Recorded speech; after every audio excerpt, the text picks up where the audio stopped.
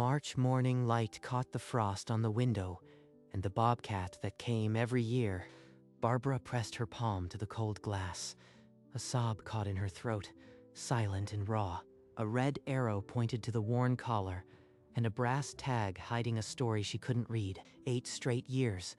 The bobcat had appeared at this window every March for exactly 7 days. "Why do you keep coming back?" Barbara whispered, her breath fogging the frost. The first time those amber eyes had found hers, 9 months after the crash. She'd shattered her mug. Now the bobcat pressed a heavy paw to the glass, matching Barbara's hand. It was too deliberate to be random. Bobcats don't wear collars. This one did, but the tag's inscription was worn to a blur. 8 years, she thought, and I can't bring myself to chase you away. Some part of me knows you are not just wild. One question hung between them. Why this bobcat? Why this window? And why did her grief feel lighter every time it came? 9 years before the March visits began, Barbara's world had already broken apart on a rain-slicked stretch of highway. Her husband, Daniel, and their 17-year-old son, Ben, died in a head-on collision. There were no survivors. In the weeks before the crash, Ben had brought home a wild thing, a bobcat kitten he'd found shivering near a downed tree. "She's an orphan," Ben said, cupping the tiny spotted body. "I am gonna raise her until she's strong enough to go back." Ben found a thin leather collar and a brass tag. With a permanent marker, he wrote a name on it. Letters so careful they seemed etched. "Patches," he murmured, scratching behind the kitten's ear, "because of that little spot." 7 days after that tag was fastened, the crash took everything. Barbara buried her family and could not look at the kitten. A week after the funeral, she carried the now older bobcat to the edge of the forest and unclipped the leash. Barbara knelt on the pine needles. "I am sorry," she whispered. "I can't be what you need. Just live." The bobcat paused at the tree line, the little brass tag catching the last light, then vanished into the shadows. 8 winters passed. The cottage on the hill grew quieter, its rooms filled with dust and silence. Barbara sat alone at the kitchen table, a cold mug in her hands, staring at a photo of Daniel and Ben. A wall calendar held small paw print stickers on every March, each year marking the 7 days the bobcat came. "Year 9, Barbara whispered, pressing a new sticker onto the date. "You still haven't forgotten." This year, the bobcat seemed slower, its muzzle flecked with gray. The collar had worn thinner. "It can't be the same one," she thought, pressing a fist to her chest. "Bobcats don't live that long." But the bobcat's eyes held something she couldn't name, a patience that felt personal. "Ben would have loved to see you," she said, her voice cracking. "He'd have known if you were his." That night, she caught herself staring at the brass tag through the glass, straining to read what had long since faded. "If I let myself believe it. And I am wrong," she thought. "I don't think I'd survive that." A week later, the state conservation truck pulled into the quiet drive. Dr. Evan Morse stepped out with a clipboard. "Mrs. Reeves, I heard about the bobcat from a neighbor. 8 years, same window. That pattern needs investigation." Barbara led him inside and poured 2 cups of coffee. Her hands were steadier when she was doing something. "It's every March, 7 days. It just watches me. And I watch back. I don't know why." "Tell me about the collar. That's not natural. Could this have been a rescued animal, a pet that escaped?" Barbara flinched, a muscle in her jaw jumping. She set her mug down too hard. "Patches." The name roared in her mind, but she swallowed it. "Not yet. Not without proof." "I can set up trail cameras. If we capture the tag up close, we might read it. Science can give you an answer." "Do it. Put the cameras wherever you think they'll catch her. I need to know if there's more to this." Within hours, the first camera was fastened to a pine near the roadside memorial, its red light blinking in the dusk. The next morning, Evan fastened a second camera to a birch trunk, aimed along the direct path from the cottage. "If she uses a consistent route, we'll see it. Now, tell me about this place. You come here every March." "Every year since the accident." I plant marigolds. They were Ben's favorite. Her voice was steady, but her eyes glistened. Evan watched her press the flowers into the soil, with the care of a mother tucking in a child. This is more than a memorial for you. This is where you still talk to them. Sometimes I do. I tell Ben about the bobcat. I think he'd find it fitting. By noon, 4 cameras formed a network from the window ledge to the cross, waiting, each one powered on with a soft click, invisible eyes that would watch the wild. If the Bobcat visits here, the cams will prove it. And if that tag is readable, he let the implication hang. Readable, she thought. After all these years, maybe I'll finally know if you are my Ben's Patches. 3 days later, Evan called Barbara to his truck. The laptop screen glowed with the first camera footage. 3 nights in a row, same time. She doesn't just watch windows, she travels. He clicked a file. The image showed the roadside cross, fresh marigolds, and a familiar spotted shape standing beside them. The bobcat's nose touched a marigold bloom, eyes closed as if breathing in a memory no wild thing should carry. She's been going there, to the place where they died. How did I not know? She doesn't just pass through, she lingers. Sometimes she carries a marigold away, like a gift. Another clip played, the bobcat moving silently along the forest edge, a marigold stem caught in its teeth. She's going to the memorial. Her voice cracked. All these years, I thought she just came to me. What is she trying to tell me? Barbara pressed a hand to her mouth, her eyes glistening with confusion and hope. This isn't random behavior. There's a reason she keeps coming back here, to this exact spot. Evan uploaded the GPS data. A red line appeared on the satellite map, 3 miles from the cottage to the memorial. Every recorded movement follows this corridor. No deviation. No other den sites. The territory was a straight arrow through the forest, a loop at the memorial, and nothing else. Bobcat territories are wide. This one is narrow, almost like a pilgrimage. Pilgrimage. The word struck Barbara sideways. A wild thing visiting a dead boy's memorial. She stared at the map, her eyes tracing the line as if seeing Ben's footsteps. No signs she dens elsewhere. She might have been born near here, raised. Barbara bit her lip, swallowing the name that burned in her throat. Patches. Not yet. So the memorial. She came here first? Her voice was a thread. It seems that way.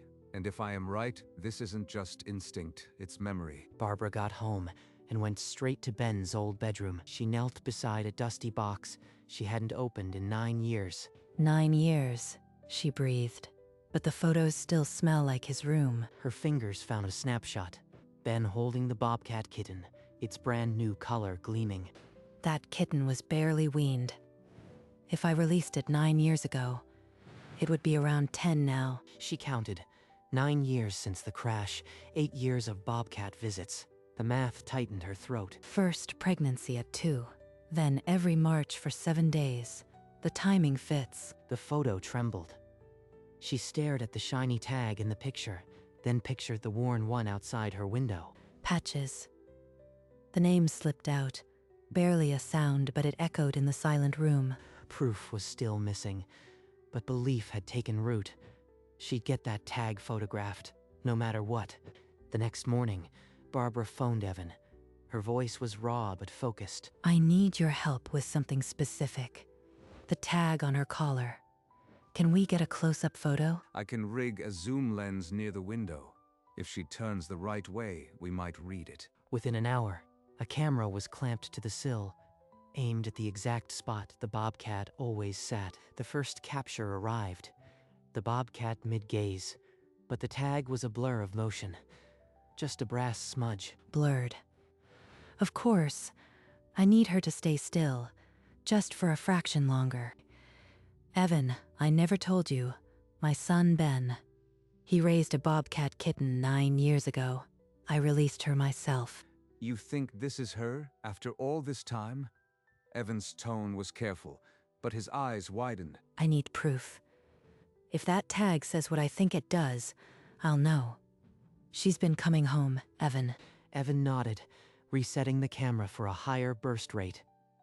This time, they'd catch the tag or nothing.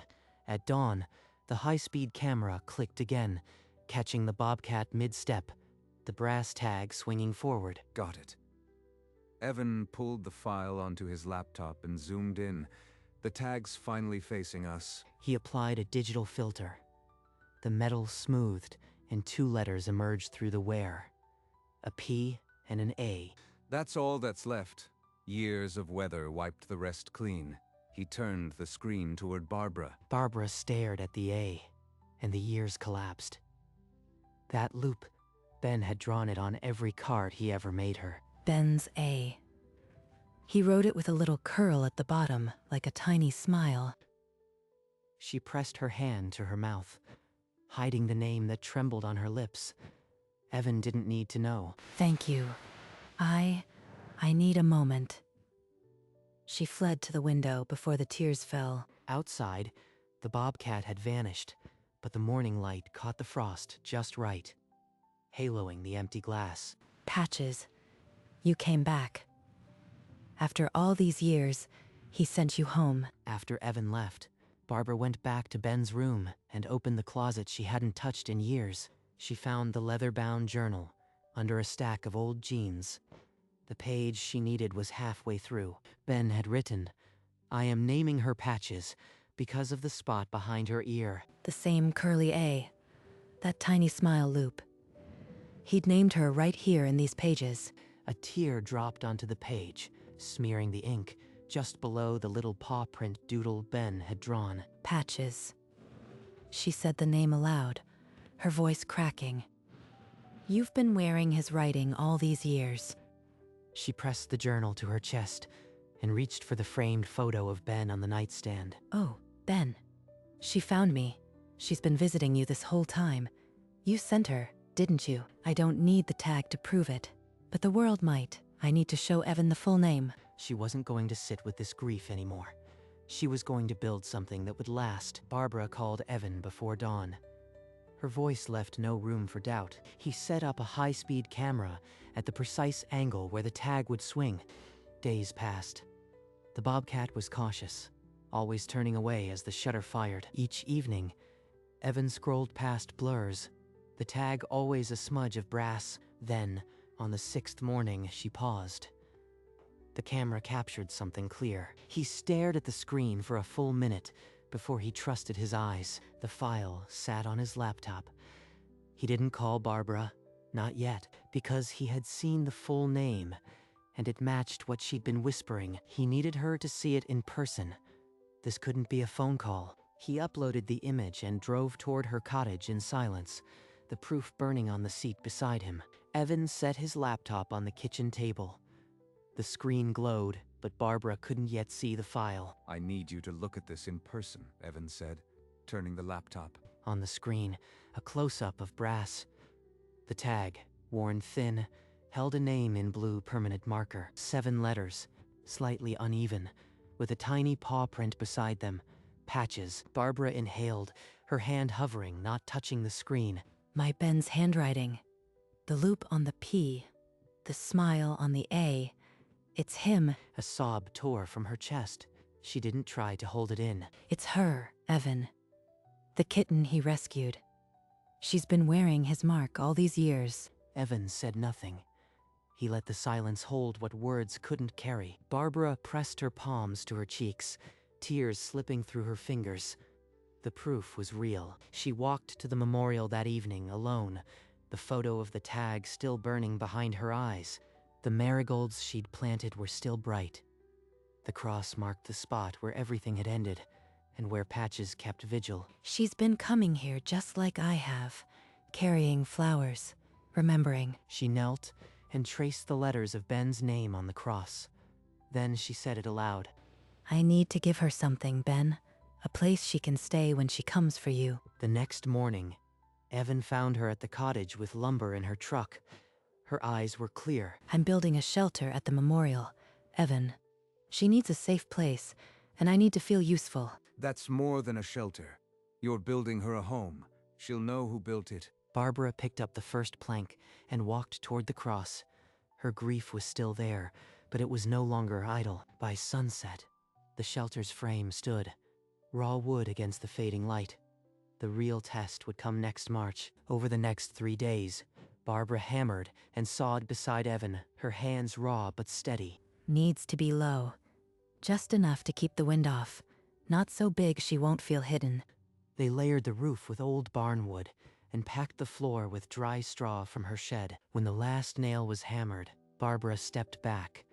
The shelter looked like something Ben might have built. She knelt at the entrance and pressed a fresh marigold into a crack in the wood. For you, Patches. Come home whenever you need. That night, the nearest trail camera triggered.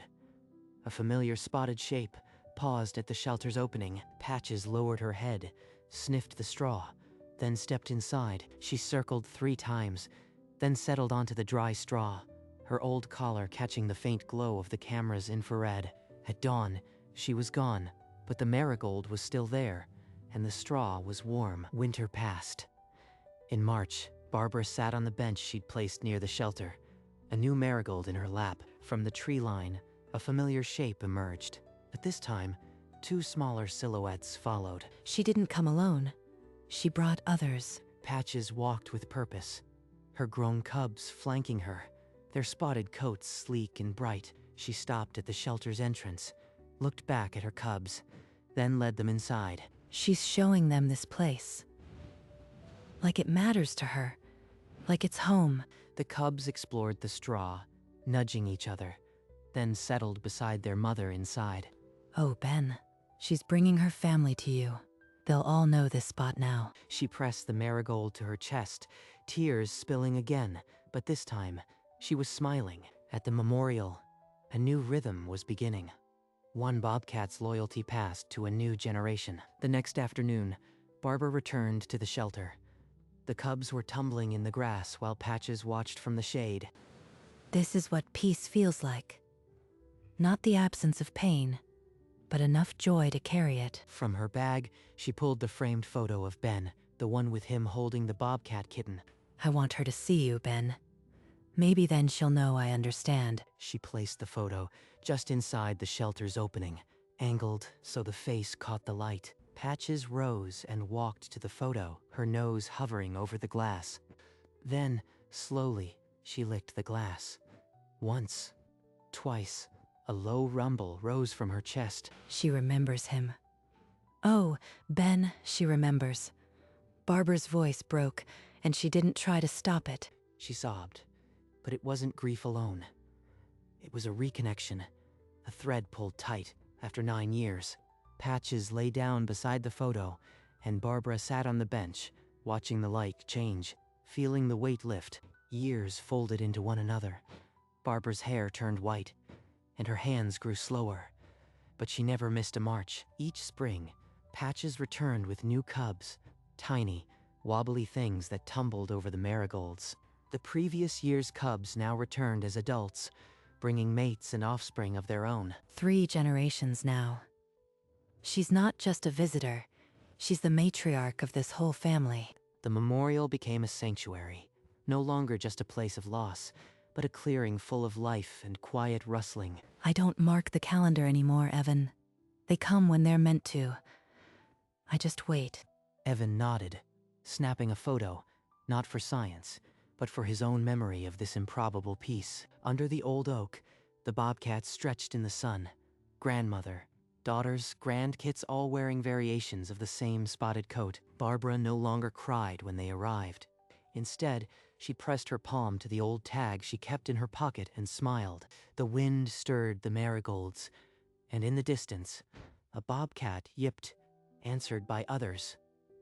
The tradition had taken root. One march, Patches came slower than ever, her muzzle silver, leading 3 tiny kits that could barely keep up. She's so thin now, but still she came. Still, she brought them. Patches collapsed onto the straw, too exhausted to do more than nuzzle each of her kittens into place. Barbara rose from the bench and walked to the shelter's edge, closer than she'd ever dared. She's never let me this close before. Maybe she can't run anymore. Or maybe she won't. For a long moment, amber eyes met pale blue, Then Barbara reached out and placed her palm on the old bobcat's side. Thank you, Barbara whispered, her voice breaking. Thank you for coming home, Patches. A deep, rumbling purr vibrated under her fingers, the first time Patches had ever purred for her. You gave me back my son. Every March, you brought him home.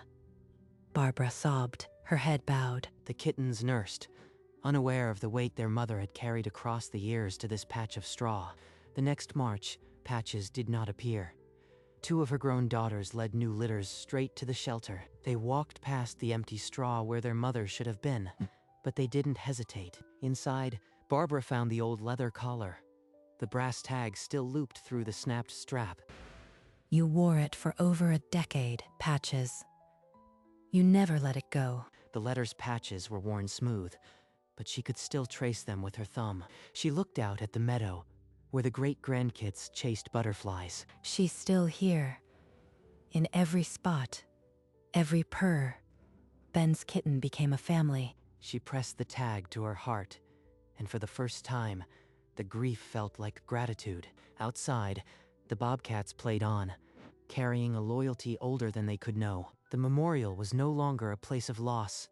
It was the heart of a promise that would outlive them all. Years later, Barbara sat on the same bench, her white hair pulled back, a cane resting beside her. Great grandcubs of Patches tumbled in the meadow, chasing each other through the marigolds. She stroked the old brass tag in her palm, its edges worn smooth as a river stone. A young couple paused on the roadside, staring at the shelter and the bobcats with wide eyes. The woman approached, awe in her voice. "Are you the caretaker? This is incredible. The shelter, the flowers, the bobcats." I am just a friend, Barbara said softly, her smile creasing the corners of her eyes. She looked past them to the bobcats, and for a moment, the late sun cast her shadow long beside a bobcat's silhouette. The couple moved on, but Barbara stayed, her eyes following the bobcats until the light faded. Some bonds don't end. They just change shape. Year after year, generation after generation, the sun sank behind the memorial cross, painting the sky in shades of amber and rose. Marigolds glowed like embers around the old wooden shelter.